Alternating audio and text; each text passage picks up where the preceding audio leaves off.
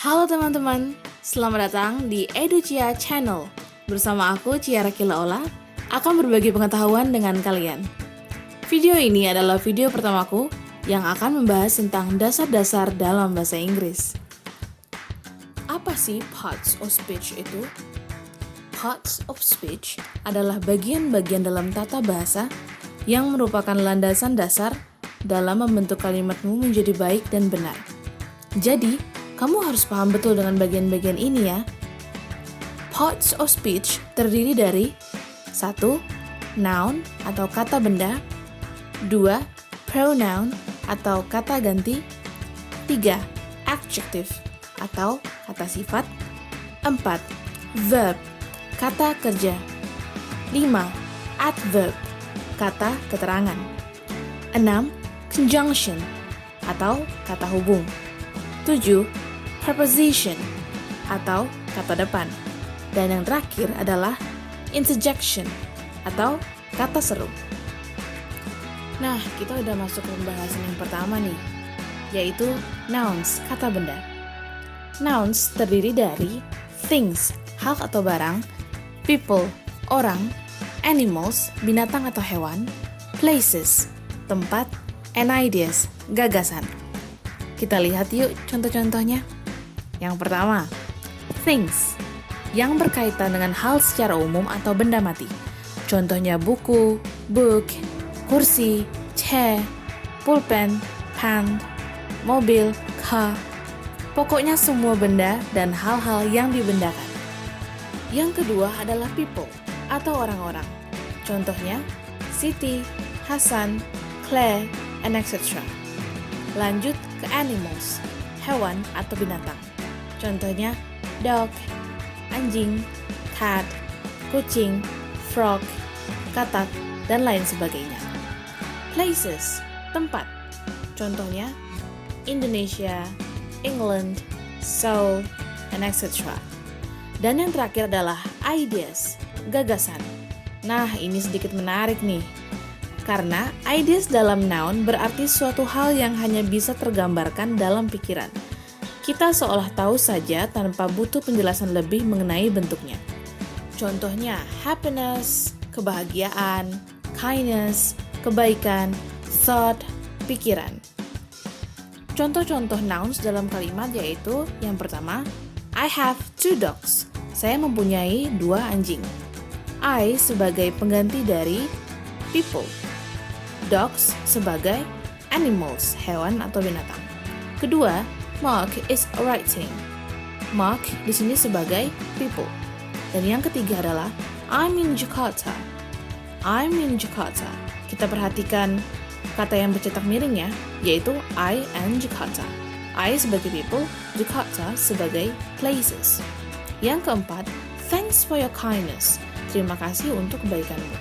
Kindness di sini adalah ideas. Yang kelima adalah the bottle is mine.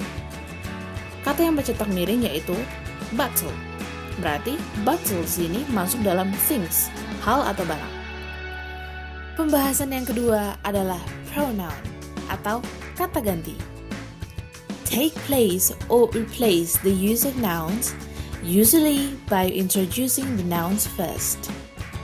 Menggantikan penggunaan dari kata benda, biasanya didahului dengan kata benda itu sendiri. Supaya nggak bosan kan pakai yang itu-itu aja.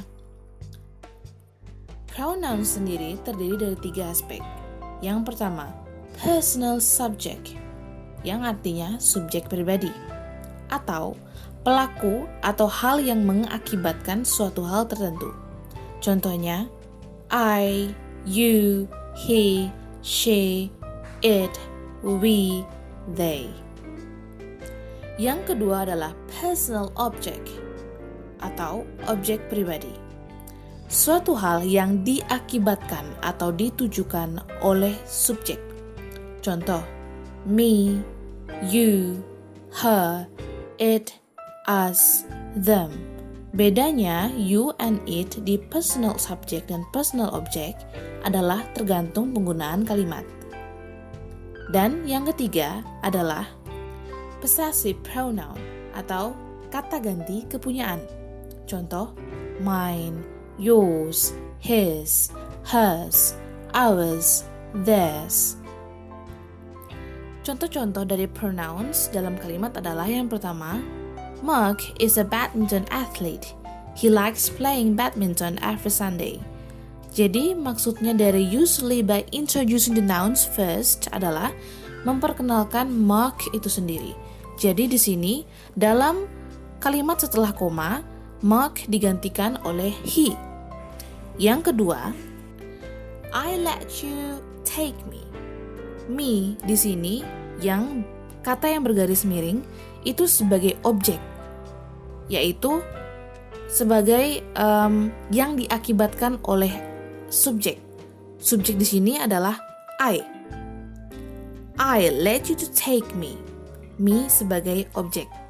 Dan yang ketiga adalah yang berhubungan dengan possessive pronoun. Contohnya, don't use this book. This is mine. Mine di sini mempunyai arti kepunyaan si subjek, yaitu artinya jangan menggunakan buku ini. Buku ini milik saya. Kita lanjut membahas adjective atau kata sifat. Words that modify nouns or pronouns. Kata-kata yang memodifikasi atau menggambarkan kata benda atau kata ganti, yang menunjukkan sifat suatu benda atau orang. Ada 8 jenis adjectives, yaitu yang pertama, quantity, menunjukkan jumlah barang atau orang. Yang kedua, quality, menunjukkan kualitas atau mutu. Yang ketiga, size, menunjukkan ukuran. 4. Shape, menunjukkan bentuk. 5. Origin, atau tempat menunjukkan asal seseorang. Age, menunjukkan umur seseorang. Color, menunjukkan warna. Material, menunjukkan bahan. Penggunaan adjectives dalam kalimat adalah sebagai berikut. Yang pertama, she wears a red dress. Kita bisa lihat di sini bahwa red di sini untuk menjelaskan sifat dari dress, yaitu berwarna merah. Yang kedua, I am from Kalimantan. Jadi di sini Kalimantan adalah adjektif yang menjelaskan origin atau dari mana seseorang berasal. Yang ketiga, he is 20 years old, menunjukkan adjektif bagian age atau umur. Kali ini kita akan membahas mengenai verbs atau kata kerja. Words that show an action or state of being. Kata-kata yang menunjukkan aksi atau perbuatan dan juga keberadaan. Jadi ada 2 ya. Pertama menunjukkan aksi dan yang kedua menunjukkan keberadaan atau kedudukan. Verb sangat berhubungan dengan waktu, yaitu present, saat sekarang, past, lampau, future, yang akan datang. Meliputi verb 1, verb 2, and verb 3. Kata kerja 1, 2, dan 3. Verb yang masuk dalam state of being atau menunjukkan keberadaan adalah is, am, are, was, and were. Mari kita lihat penggunaan verbs dalam kalimat. 1. My father drives his car. Ayahku mengemudikan mobilnya. Di sini drive yang bercetak tebal dan miring merupakan verb karena my father menunjukkan suatu action atau perbuatan mengemudi. Ingat ya, arti drive adalah mengemudi. Jadi menunjukkan aksi nggak tuh? Pasti. Jadi drive di sini masuk dalam verb. Yang kedua adalah Claire ate the candy. Claire memakan permen itu. Namun dalam konteks kalimat ini, Claire sudah melakukannya di masa yang lampau. Jadi konteks kalimat ini adalah lampau atau yang sudah terjadi. Dari mana kita bisa tahu? Dari kata ate. Ate merupakan verb to atau kata lampau dari eat, verb 1. Jadi verb 1 atau kata sekarangnya adalah eat dan kata lampaunya adalah ate. Jadi, Claire sudah memakan candy itu. Maka, ate di sini masuk dalam verb.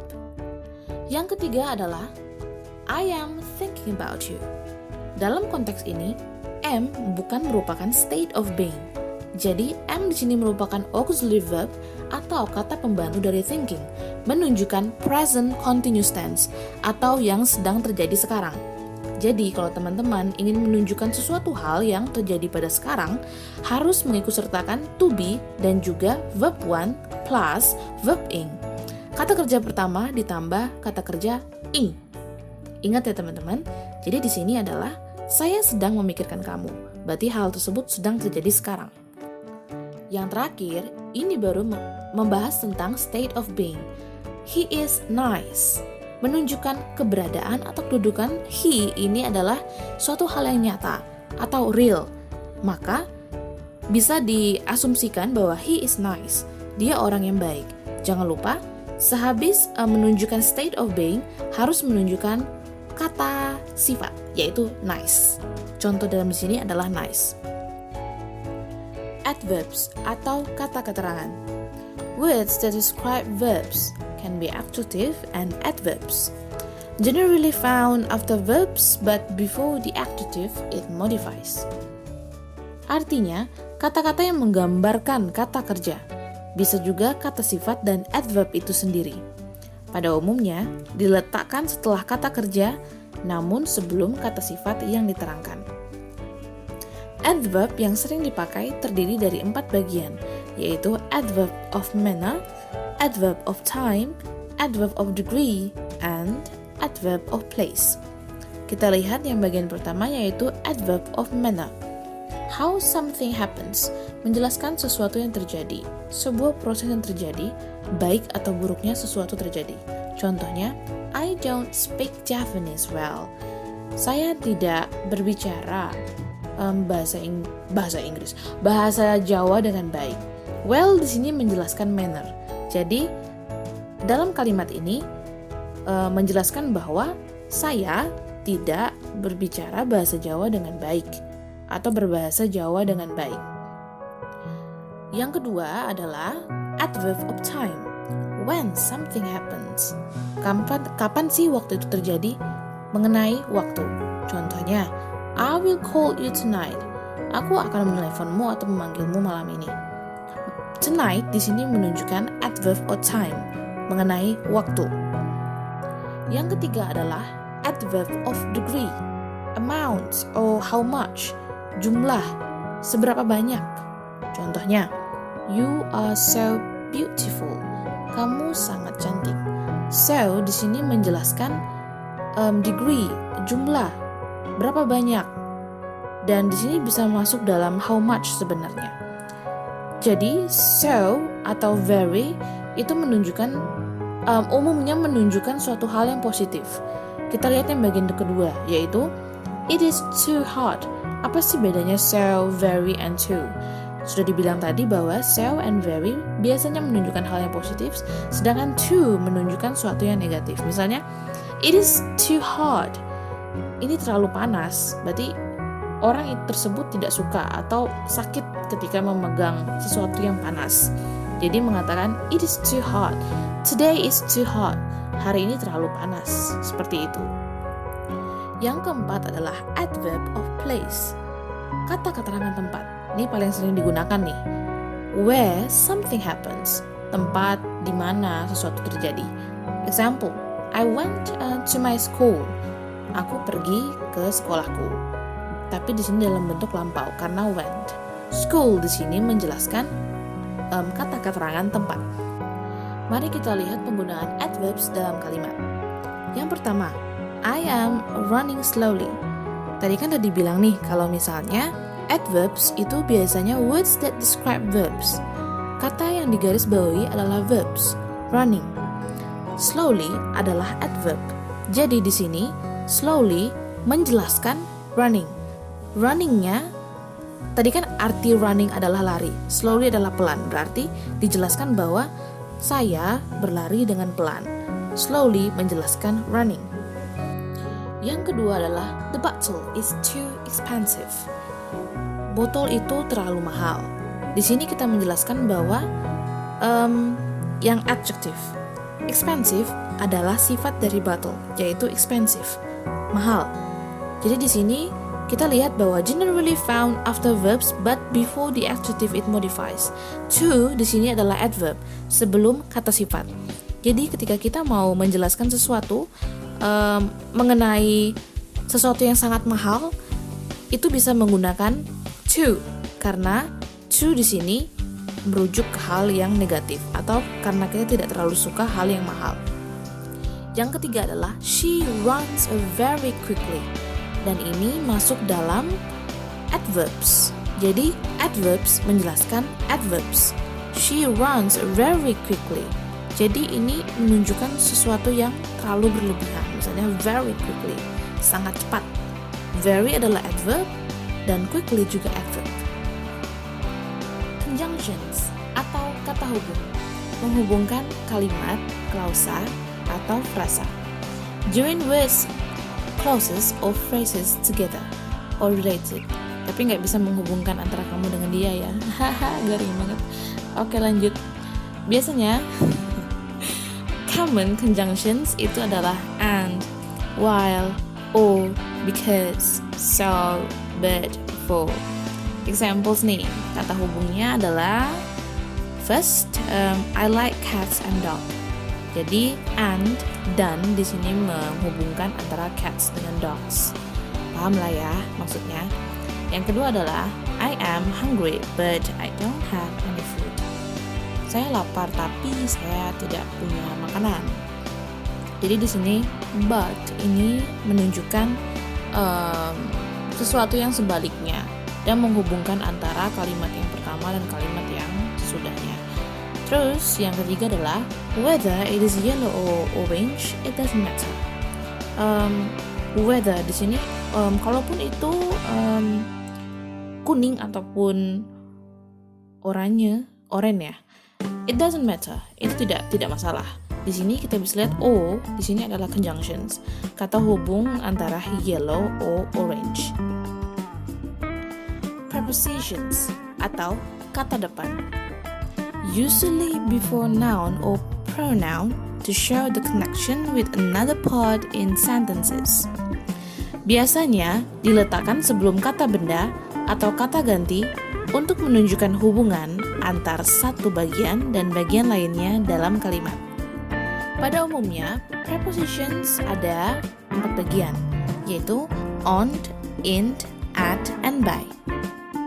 Aku akan menjelaskan bagian-bagian preposition ini dan penggunaannya dalam kalimat ya. Jadi, tolong didengarkan baik-baik. On, contoh kalimat yang pertama adalah I am on my train. On di sini menjelaskan sesuatu yang umum, sesuatu yang lumayan besar, atau sesuatu yang general. Contohnya, I'm on my train. Aku dalam perjalananku. Jadi di sini train, bus, plane, and boat itu digunakan bersamaan dengan on. Kalau masalah transportasi ya. Jadi on di sini menjelaskan di atau tempat. Kalimat yang kedua, I sit on my bicycle. Nah, ini berbeda nih dengan arti yang pertama. On nih di sini adalah maksudnya di atas. Jadi menjelaskan bahwa kamu duduk di atas atau duduk di atas bicycle itu apa? Bicycle itu sepeda. Jadi kamu duduk di atas sepeda. Di atas ya, on menjelaskan sesuatu yang berada di atas. Sama juga dengan sama juga dengan contoh yang nomor 3, yaitu I put my pen on the table. Jadi on the table yaitu di atas meja. Yang keempat yaitu I'll go there on Wednesday. Di sini on menjelaskan hari, Wednesday, or see you on Christmas Day. Jadi hal-hal yang berhubungan dengan day atau hari selalu menggunakan on. Kita lanjut bagian in. Bagian pertama yaitu she lives. She lives in Kalimantan. Dia tinggal di Kalimantan. Mengapa pakai in? Karena in itu menjelaskan sesuatu yang lumayan besar dan seperti di dalam seperti itu. Nah, penjelasannya di dalam. Jadi Kalimantan ini kan luas. Jadi she lives in Kalimantan. Dia tinggal dalam Kalimantan atau di Kalimantan. Jadi kalau menjelaskan sesuatu tempat seperti Kalimantan atau kota atau pulau itu menggunakan in. Lalu yang kedua untuk transportasi. I am in a car or taxi. Saya berada di dalam mobil atau taksi. Contoh yang ketiga, she will be here in July. July ini memang menunjukkan waktu, tapi dalam jangka waktu yang panjang. Juli itu kan ada 30 hari atau dalam dalam bulan Juli itu ada 30 hari. Jadi in itu masuk dalam suatu waktu yang cukup lama. Lalu juga bisa dikatakan dalam kalimat nomor 4, in 1992 she was in London, juga menyatakan suatu waktu yang lama. Seperti tadi Juli 1 bulan dan sekarang 1 tahun, in year 1992. Yang terakhir, I haven't seen him in a couple of weeks. Ini juga menunjukkan suatu waktu yang lama. Jadi weeks, lalu month, and also year atau tahun itu menunjukkan suatu yang lama. Jadi menggunakan in kalau dalam waktu ya. Lalu at ini menunjukkan sesuatu yang lebih spesifik dan lebih detail dan juga lengkap. Contoh yang pertama, the meeting will be held at 7 tonight. Jadi kalau menunjukkan jam, waktu, jam, terutama jam, itu kita menggunakan at biasanya ya, seringnya. Dan itu menggunakan sesuatu yang lebih detail. Jam 7 malam ini. Lalu kalau kita mau menunjukkan alamat seperti kalimat nomor 2, I live at Jalan Pringgondani nomor 10. Menggunakan at jika alamat tersebut lengkap. Jadi kalau hanya menunjukkan jalan bisa pakai on seperti itu. Jangan lupa kalau alamatnya lengkap menggunakan at. Menunjukkan sesuatu yang lebih spesifik. Misalnya yang nomor 3, she is mad at me. Dia marah padaku. Jadi at itu menunjukkan oh dia. Look at me. Seperti itu. Look at me or she is mad at me berarti menunjukkan sesuatu yang lebih detail ke dia. Lihat padaku, seperti itu. Lalu by, biasanya by ini menunjukkan atau bahasa Indonesia dari. Namun untuk yang preposition ini preposition pronunciationnya salah. Dalam kalimat pertama itu I will text you by WhatsApp. Aku akan menghubungimu melalui WhatsApp. Atau yang kedua, I came here by car. Saya datang ke sini dengan mobil. Atau I live by the supermarket. Saya tinggal dekat supermarket. Jadi di sini by bisa dikatakan lewat atau dari, dan juga bisa dikatakan dekat. I live by the supermarket. Saya tinggal dekat supermarket. Another example of preposition adalah to, into, under, beside, for, etc.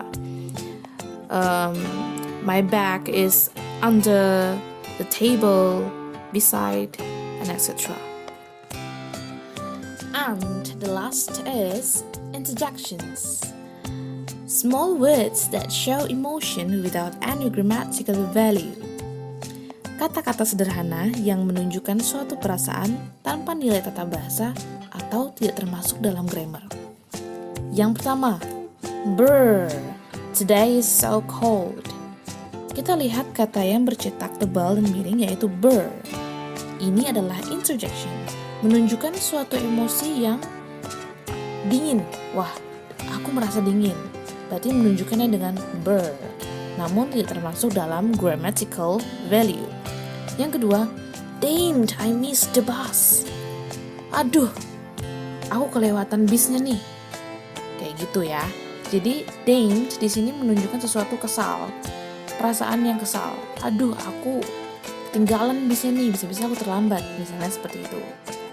Terus yang ketiga adalah hooray, it is joyful. Hore, ini sangat menyenangkan, ini sangat mengembirakan. Menunjukkan suatu emosi senang atau gembira dalam suatu hal yang menyenangkan. Terus yang keempat adalah shh, he is sleeping. Shh, diam, dia lagi tidur. Nah, kayak gitu kira-kira ya. Terus yang terakhir adalah ouch, don't hit my head. Aduh, jangan memukul kepalaku dong. Misalnya seperti itu. Ouch, don't hit my head. Ingat ya. Okay, now this is the end of my video. Don't forget to like, subscribe, comment, and share if you like our videos. Thank you and see you next time.